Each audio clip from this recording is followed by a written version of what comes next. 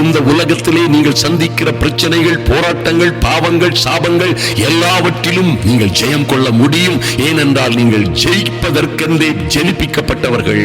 நன்றாய் கவனியுங்கள். வெளிப்படுத்துதல் 3:21 கர்த்தரே சொல்லுகிறார், நான் ஜெயம் கொண்டு என் பிதாவினுடைய சிங்காசனத்திலே அவரோட கூட உட்கார்ந்திருக்கிறது போல ஜெயம் கொள்ளுகிறவன் எவனோ, எல்லா காரியங்களிலும், எல்லா துன்பங்கள், உபத்திரவங்கள், எல்லா சவால்களிலும் ஜெயம் கொள்ளுகிறவன் எவனோ அவனும் என்னுடைய சிங்காசனத்திலே என்னோட கூட உட்காரும்படி அருள் செய்வேன் என்று சொன்னாரே. அப்படியே உங்களுக்கு அவர் தம்முடைய பிதாவினிடத்திலிருந்து அதிகாரம் பெற்றது போல் ஜாதிகளின் மேல் அதிகாரம் கொடுப்பேன் என்று சொன்ன நல்ல வார்த்தைகளை நீங்கள் உண்மையும் உத்தமமாய் வாழும் பொழுது நீங்கள் இந்த பூமியிலே அரசாளுவீர்கள்.